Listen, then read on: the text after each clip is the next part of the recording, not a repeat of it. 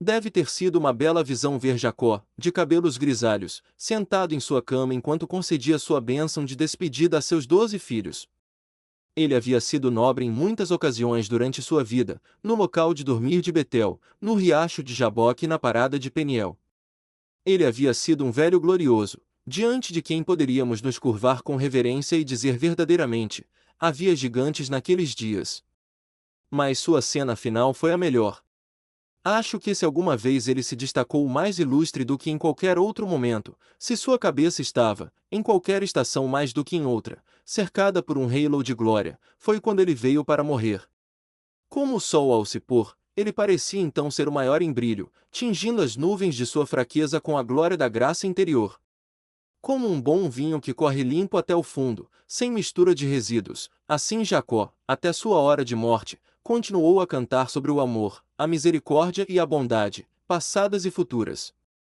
Como o cisne, que, como dizem os escritores antigos, não canta por toda a sua vida até morrer, assim o velho patriarca permaneceu em silêncio como um cantor por muitos anos, mas quando se espreguiçou em seu último leito de descanso, ele se levantou em sua cama, virou seu olho ardente de um para outro e, embora com uma voz rouca e vacilante, ele cantou um soneto sobre cada um de seus descendentes, como os poetas terrenos, sem inspiração, não podem tentar imitar. Olhando para seu filho Ruben, uma lágrima estava em seus olhos, pois ele se lembrou do pecado de Ruben. Ele passou por Simeão e Levi, dando uma leve repreensão. Sobre os outros ele cantou um verso de louvor, enquanto seus olhos viam a história futura das tribos. Pouco a pouco sua voz falhou, e o bom velho, com a respiração longa e prolongada, com os olhos cheios de fogo celestial e o coração cheio de céu, levantou sua voz a Deus e disse: Esperei por tua salvação, ó Deus. Descansou um momento em seu travesseiro e então, sentando-se novamente, recomeçou a cantoria, passando brevemente pelos nomes de cada um. Mas quando ele chegou a José, seu filho mais novo, exceto quando ele olhou para ele, imaginei aquele velho enquanto as lágrimas escorriam por suas bochechas.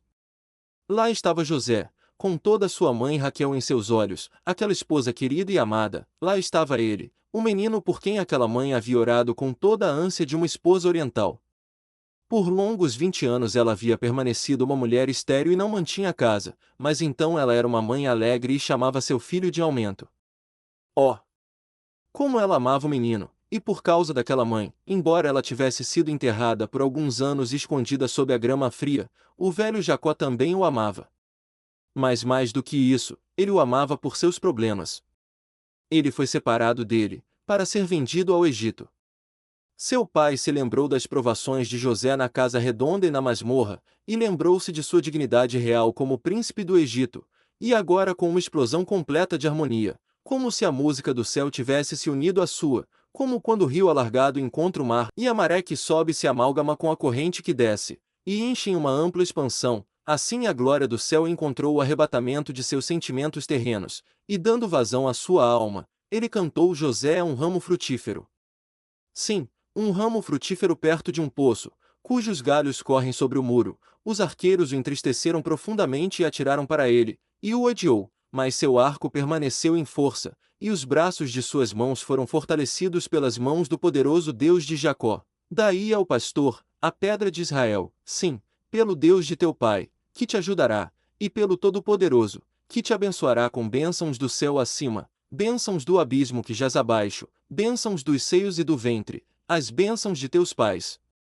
Prevaleceram sobre as bênçãos de meus progenitores até o limite máximo das colinas eternas, elas estarão sobre a cabeça de José, e sobre o alto da cabeça daquele que foi separado de seus irmãos. Que estrofe esplêndida para encerrar! Ele tem apenas mais uma bênção para dar, mas certamente esta foi a mais rica que ele conferiu a José. José está morto, mas o Senhor tem seus Josés agora. Ainda há alguns que entendem por experiência, e esse é o melhor tipo de entendimento, o significado desta passagem. Os flecheiros o entristeceram muito, e atiraram nele. E o odiaram, mas seu arco permaneceu forte, e os braços de suas mãos foram fortalecidos pelas mãos do poderoso Deus de Jacó. Há 4 coisas para considerarmos esta manhã. Primeiro de tudo, o ataque cruel. Os arqueiros o entristeceram muito, atiraram nele e o odiaram. Segundo, o guerreiro protegido, mas seu arco permaneceu forte. Terceiro, sua força secreta. Os braços de suas mãos foram fortalecidos pelo grande poder do Deus de Jacó. E quarto, o paralelo glorioso traçado entre José e Cristo, daí vem o pastor, a pedra de Israel. Primeiro, então, começamos com um ataque cruel. Os arqueiros o entristeceram muito. Os inimigos de José eram arqueiros. O original diz, mestres das flechas, isto é, homens que eram bem habilidosos no uso da flecha. Embora todas as armas sejam igualmente aprovadas pelo guerreiro em sua sede de sangue, parece haver algo mais covarde no ataque do arqueiro do que no do espadachim. O espadachim se planta perto de você, pé a pé, e deixa você se defender e desferir seus golpes contra ele, mas o arqueiro fica à distância, se esconde em emboscada e, sem que você saiba, a flecha vem zunindo pelo ar e talvez penetre seu coração. Assim são os inimigos do povo de Deus.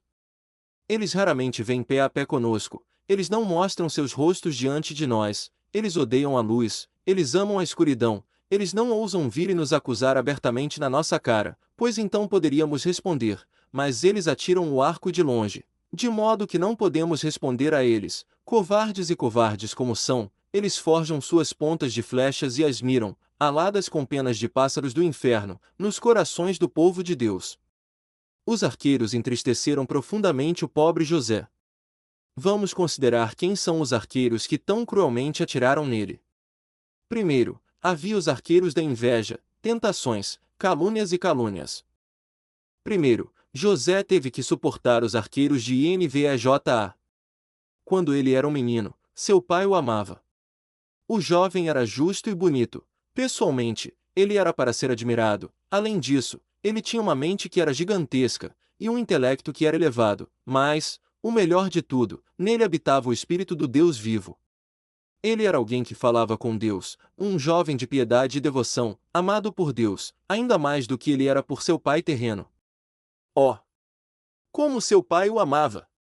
Pois em sua afeição afetuosa, ele fez para ele um casaco principesco de muitas cores, e o tratou melhor do que os outros, uma maneira natural, mas tola de mostrar seu carinho. Portanto, seus irmãos o odiavam.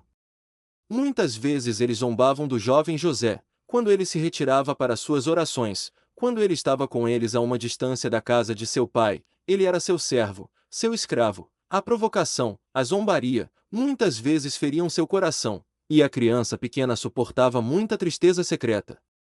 Em um dia ruim, como aconteceu, ele estava com eles a uma distância de casa, e eles pensaram em matá-lo, mas a pedido de Rúben, eles o colocaram em um poço, até que, como a providência quis, os ismaelitas passaram por ali. Eles então o venderam pelo preço de um escravo, despiram-no de seu manto e o enviaram nu, eles não sabiam, e não se importavam para onde, contanto que ele pudesse estar fora do caminho deles, e não mais provocar sua inveja e sua raiva. Oh! As agonias que ele sentiu, separado de seu pai, perdendo seus irmãos, sem um amigo, arrastado por vendedores de homens cruéis, acorrentado a um camelo, talvez, com grilhões em suas mãos. Aqueles que carregaram as cordas e grilhões, aqueles que sentiram que não eram homens livres, que não tinham liberdade, poderiam dizer o quão dolorosamente os arqueiros o entristeceram quando atiraram nele as flechas de sua inveja. Ele se tornou um escravo, vendido de seu país, arrancado de tudo que amava. Adeus ao lar e a todos os seus prazeres, adeus aos sorrisos e cuidados ternos de um pai. Ele deve ser um escravo e trabalhar onde o capataz dos escravos o obriga. Ele deve ser exposto no mercado, ele deve ser despido nas ruas, ele deve ser espancado, ele deve ser açoitado, ele deve ser reduzido de homem a animal, de homem livre a escravo. Verdadeiramente os arqueiros atiraram duramente nele. E, meus irmãos, vocês esperam, se forem os Josés do Senhor, que escaparão da inveja. Eu lhes digo, não, aquele monstro de olhos verdes, a inveja, vive em Londres, assim como em outros lugares, e ele se infiltra na igreja de Deus. Além disso, oh! É mais difícil de tudo ser invejado pelos irmãos. Se o diabo nos odeia, podemos suportar. Se os inimigos da verdade de Deus falam mal de nós, apertamos nossos arreios e dizemos, fora, fora, para o conflito. Mas quando os amigos dentro de casa nos caluniam, quando irmãos que deveriam nos apoiar, transformam nossos inimigos, e quando eles tentam pisotear seus irmãos mais novos. Então, senhores, há algum significado na passagem, os arqueiros o entristeceram muito, atiraram nele e o odiaram. Mas bendito seja o nome de Deus, é doce ser informado de que seu arco permaneceu em força.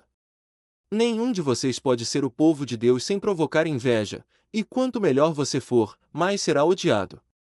A fruta mais madura é mais bicada pelos pássaros, e as flores que estão há mais tempo na árvore são as mais facilmente derrubadas pelo vento. Mas não tema, você não tem nada a ver com o que o homem dirá de você. Se Deus te ama, o homem te odiará, se Deus te honrar, o homem te desonrará. Mas lembre-se, se você pudesse usar correntes por amor a Cristo, você usaria correntes de ouro no céu. Se você tivesse anéis de ferro em chamas em volta de suas cinturas, você teria sua testa orlada de ouro em glória. Pois bem-aventurados sois quando os homens disserem todo tipo de mal contra você falsamente, por amor ao nome de Cristo, pois assim perseguiram os profetas que foram antes de você. Os primeiros arqueiros foram os arqueiros da inveja. Mas uma provação pior do que esta o alcançaria. Os arqueiros da tentação atiraram nele.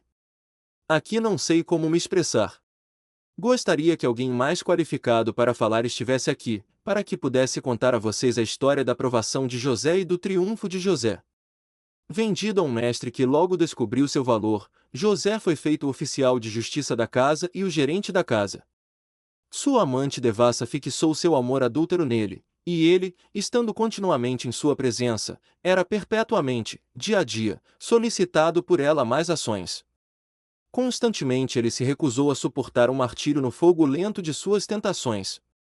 Em um dia agitado, ela o agarrou, procurando compeli-lo ao crime, mas ele, como um verdadeiro herói, como era, disse a ela: como posso fazer esta grande maldade e pecar contra Deus?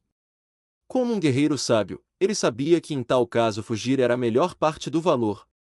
Ele ouviu uma voz em seus ouvidos: voe, José, voe, não resta outro caminho de vitória senão a fuga. E ele fugiu, deixando suas vestes com sua amante adúltera. Oh, eu digo que em todos os anais do heroísmo não há um que supere isso. Você sabe que é a oportunidade que torna um homem criminoso, e ele teve muitas oportunidades, mas a importunação desviará a maioria dos homens. Ser assombrado dia a dia por solicitações do tipo mais suave, ser tentado hora a hora, ó. É preciso uma força superangelical, um poder mais do que humano, uma força que só Deus pode conceder, para que um jovem limpe seu caminho e tome cuidado com isso de acordo com a palavra de Deus. Ele poderia ter raciocinado consigo mesmo: se eu me submeter e ceder, haverá diante de mim uma vida de facilidade e prazer, serei exaltado, serei rico.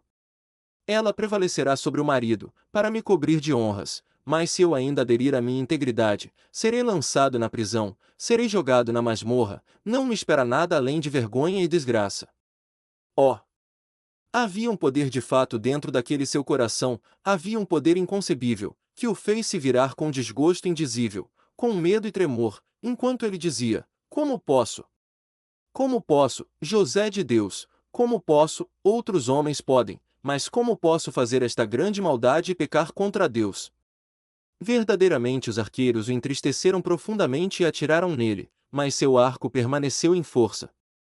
Então outra hoste de arqueiros o atacou, estes eram os arqueiros da calúnia maliciosa.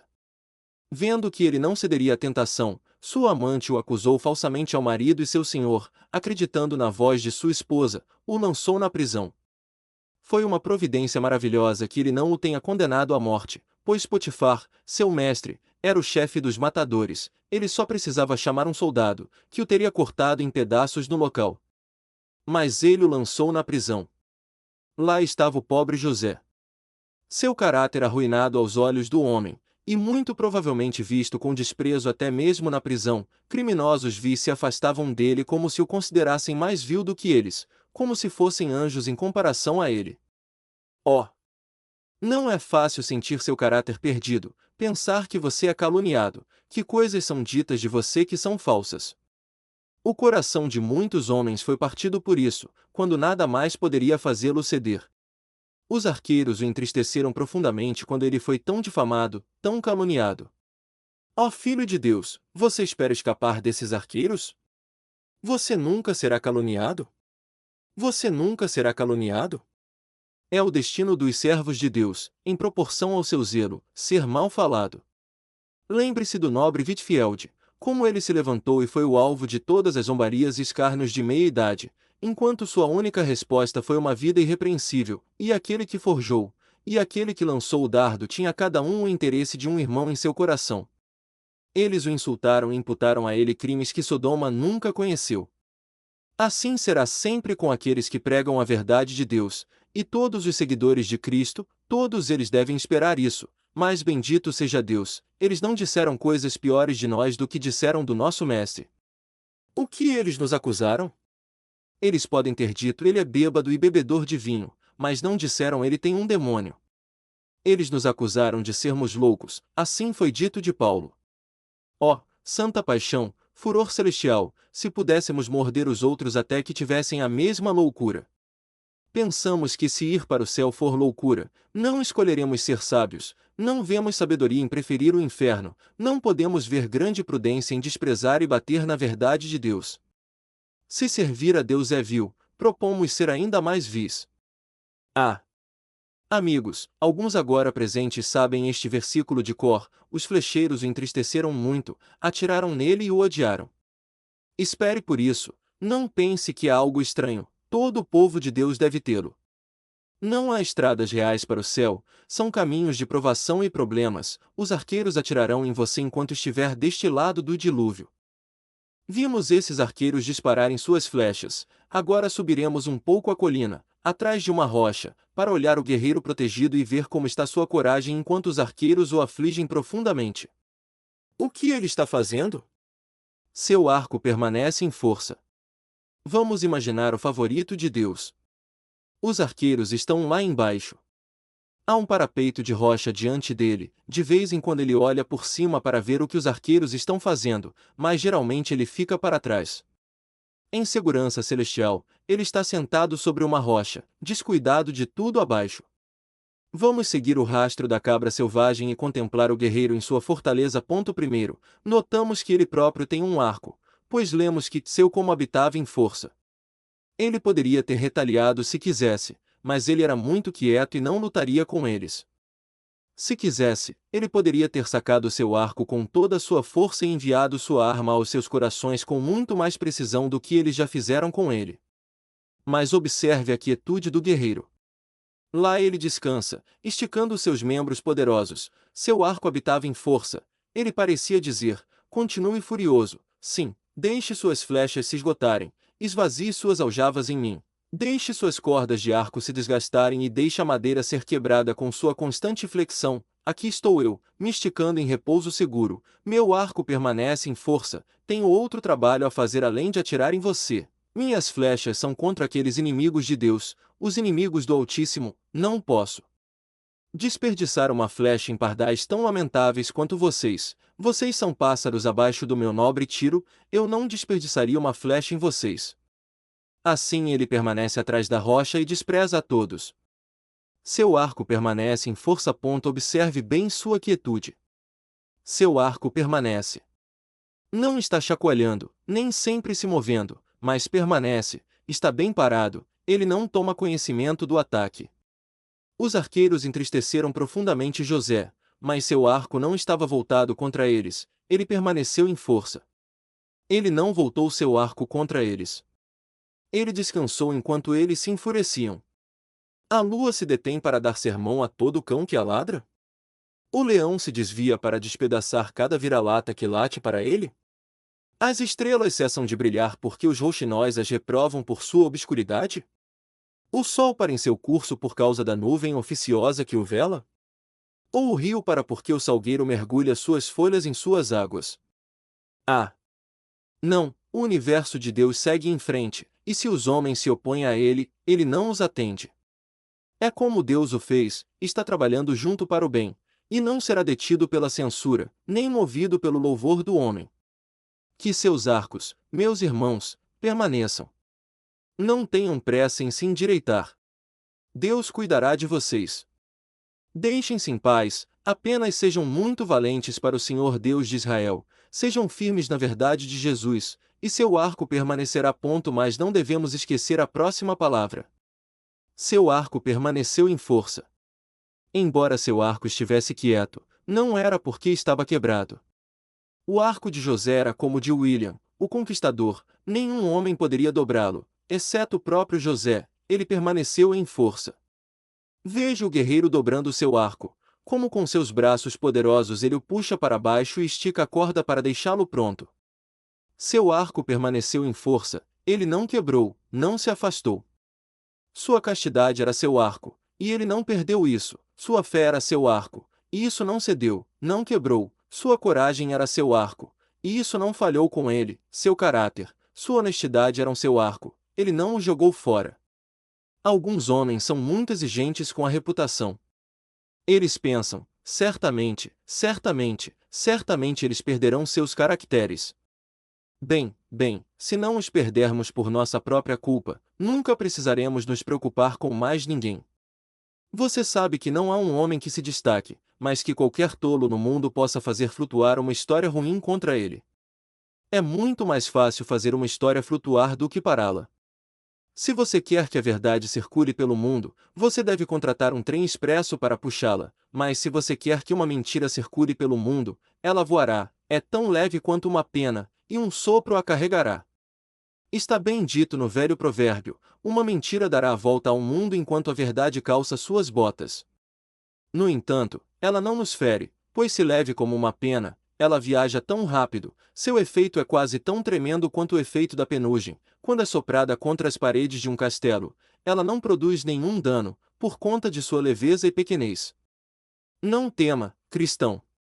Deixe a calúnia voar, deixe a inveja enviar sua língua bifurcada, deixe-a sibilar para você, seu arco permanecerá em força. Ó guerreiro protegido, permaneça quieto, não tema o mal, mas, como a águia em seu ninho alto, olha para baixo sobre os passarinheiros na planície, vira teu olho ousado sobre eles e dize: atire, você pode, mas seus tiros não chegarão à metade do caminho até o pináculo onde estou. Desperdice sua pólvora comigo se quiser, estou além do seu alcance. Então bata suas asas, suba ao céu e lá ria deles com desprezo, pois você fez de Deus seu refúgio, e encontrará uma morada mais segura. A terceira coisa em nosso texto é a força secreta. Os braços de suas mãos foram fortalecidos pelas mãos do poderoso Deus de Jacó. Primeiro, observe a respeito de sua força, que era a força real. Diz, os braços de suas mãos, não somente suas mãos. Você sabe que algumas pessoas podem fazer muito com suas mãos, mas então é frequentemente poder fictício, não há força no braço, não há músculos, mas de José é dito, os braços de suas mãos foram fortalecidos. Era potência real, músculo verdadeiro, tendão real, nervo real. Não era simplesmente destreza manual, o poder de mover seus dedos muito rapidamente, mas os braços de suas mãos foram fortalecidos. Agora, aquela força que Deus dá a seus Josés é força real, não é um valor ostentado, uma ficção, uma coisa da qual os homens falam, um sonho arejado, uma irrealidade insubstancial, mas é força real. Eu não gostaria de ter um combate com um dos Josés de Deus. Eu acharia seus golpes muito pesados. Eu temo os golpes de um cristão mais do que os de qualquer outro homem, pois ele tem osso e tendão, e golpeia com força. Que os inimigos da igreja esperem uma luta dura se atacarem um herdeiro da vida. Mais poderosos que gigantes são os homens da raça do céu, se eles se levantassem para a batalha, eles poderiam rir da lança e da couraça. Mas eles são uma geração paciente, suportando males sem se ressentir deles, sofrendo desprezo sem insultar o escarnecedor. Seu triunfo virá quando seus inimigos receberem a vingança devida, então será visto por um mundo reunido que o pequeno rebanho eram homens de alta posição, e a que escolhe de todas as coisas eram verdadeiramente homens de força e dignidade reais. Mesmo que o mundo não perceba, o favorecido José tem força real, não apenas em suas mãos, mas em seus braços, força real, poder real a inimigos de Deus. Vocês acham que o povo de Deus é desprezível e impotente, mas saibam que eles têm força verdadeira. Da onipotência de seu Pai, um poder substancial e divino. O seu próprio derreterá, murchará e morrerá, como a neve no topo da montanha baixa, quando o sol brilha sobre ela, ela derrete em água, mas nosso vigor permanecerá como a neve no cume dos Alpes, inalterado por eras. É força real, então observe que a força do José de Deus é força divina. Seus braços foram fortalecidos por Deus. Por que um dos ministros de Deus prega o Evangelho poderosamente? Por que Deus lhe dá assistência? Por que José resiste à tentação? Por que Deus lhe dá auxílio? A força de um cristão é força divina. Meus irmãos, estou mais e mais persuadido a cada dia de que o pecador não tem poder de si mesmo, exceto aquele que lhe é dado do alto. Sei que se eu estivesse com meu pé no limiar dourado do portal do céu, se eu pudesse colocar este polegar na trava, não conseguiria abrir aquela porta, depois de ter ido tão longe em direção ao céu, a menos que eu ainda tivesse poder sobrenatural comunicado a mim naquele momento. Se eu tivesse uma pedra para levantar, para trabalhar minha própria salvação, sem a ajuda de Deus para fazer isso, eu estaria perdido, mesmo que fosse tão pouco. Não há nada que possamos fazer sem o poder de Deus. Toda força verdadeira é divina. Assim como a luz vem do sol, e a chuva vem do céu, assim também a força espiritual vem do Pai das luzes, em quem não há mudança nem sombra de variação. Novamente, eu gostaria que você notasse no texto de que maneira abençoadamente familiar Deus dá essa força a José. Ele diz: os braços de suas mãos foram fortalecidos pelas mãos do poderoso Deus de Jacó. Assim, representa Deus colocando suas mãos nas mãos de José, colocando seus braços nos braços de José. Antigamente, quando todo menino tinha que ser treinado para arco e flecha, se seu pai valesse tantas libras por ano, você poderia ver o pai colocando suas mãos nas mãos de seu filho e puxando o arco para ele, dizendo: aqui, meu filho, desta maneira puxe o arco. Então o texto representa Deus colocando sua mão na mão de José e colocando seu braço largo ao longo do braço de seu filho escolhido, para que ele pudesse ser fortalecido. Assim como um pai ensina seus filhos, o Senhor ensina aqueles que o temem. Ele coloca seus braços sobre eles. Assim como Elias colocou sua boca sobre a boca da criança, com sua mão sobre a mão da criança, com seu pé sobre o pé da criança, assim Deus coloca sua boca sobre a boca de seus filhos, sua mão sobre a mão de seu ministro, seu pé sobre o pé de seu povo, e assim ele nos torna fortes. Maravilhosa condescendência! Ó estrelas da glória, vocês já testemunharam tais inclinações de amor? Deus Todo-Poderoso, Eterno, Onipotente, inclina-se de seu trono e coloca sua mão sobre a mão da criança, esticando seu braço sobre o braço de José, para que ele seja fortalecido. Mais um pensamento, e eu terminei.